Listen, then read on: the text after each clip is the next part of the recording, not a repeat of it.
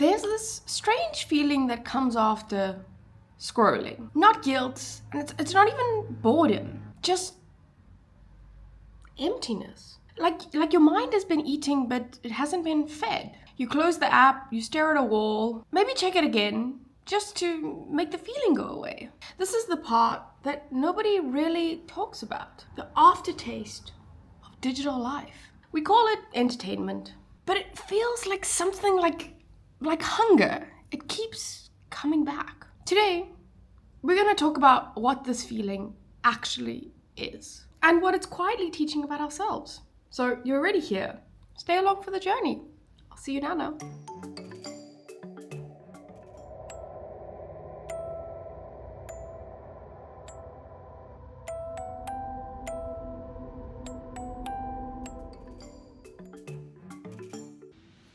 We spend hours on our phones. Videos, messages, endless scrolls. It feels casual, harmless, something to fill the quiet moments.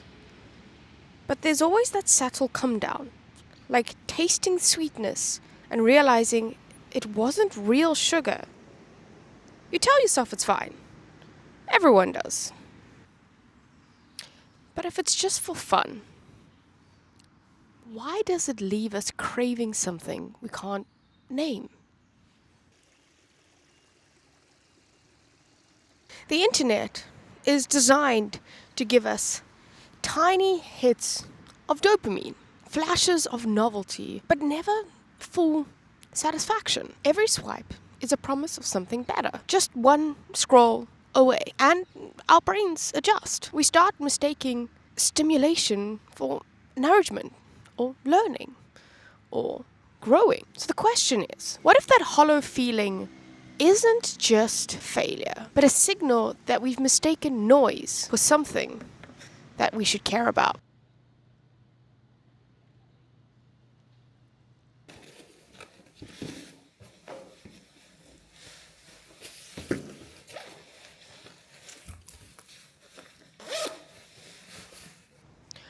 Over time, this emptiness becomes our baseline. We scroll not for joy, but to escape the quiet that might ask us to feel something real. We've learned to fill the smallest gaps in our day with distraction, as if stillness itself became unbearable. Our attention is constantly fed, but never full. So it begs the question, what happens when the appetite for meaning gets replaced with the habit of consumption? Is this where you left your big screw?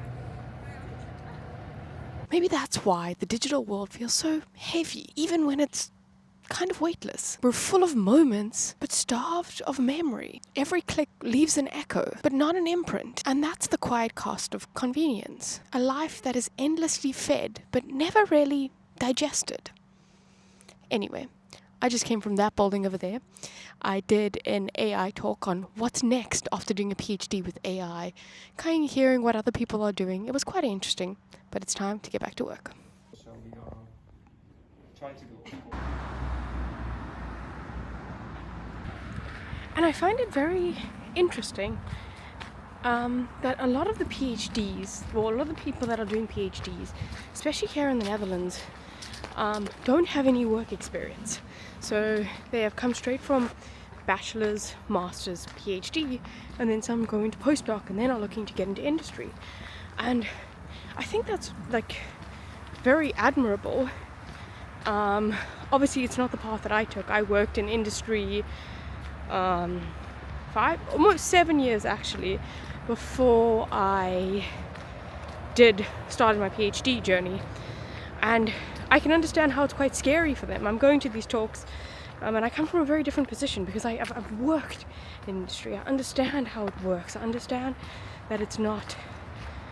Research is very... Especially in academia, it's like your bubble. Industry is a lot wider, at least from my experience. And I think that's one of the reasons why they gave me this position, was from my different world experiences. Anyway. But it seems kind of So I asked them a question: why would you hire a PhD over someone who's just got a master's? Because when I was interviewing people, if I had to interview someone for a very specific role that would be very highly skilled at solving a very specific problem, I would hire someone with a PhD because I know that they would be pretty good at it.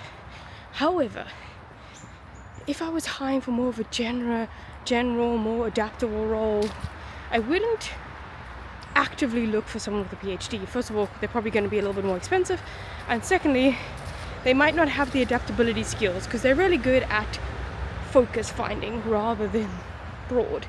Obviously, speaking on a general level, and it comes down to personality as well, but I don't think a PhD is necessary to get like higher roles in companies. I think sometimes it's actually a very limiting thing, and it's one of the reasons why minus how many years? 8 years ago, I swore I'd never do a PhD because I thought it was kind of stupid to niche down so early. So yeah, it was a very interesting discussion, and it's quite, yeah, I go to these things to talk to other PhDs, not necessarily the panel people, but it was very interesting to see how people are like, I don't know what to do now, and they're happy to take on very entry-level jobs because they don't have enough experience in other things other than their particular niche. So it does beg the question, why do we promote PhDs for people that want to go into industry rather than going to academia? Then I understand, follow your academic path. But I think I was standing in a group of 10 people. I arrived early and I was chatting to people, and every single one of them didn't want to stay in academia. So it's a very strange world that I'm in now, and I've got to get down to why people made the decision to get a PhD. So I'll get that answer at some point in my journey.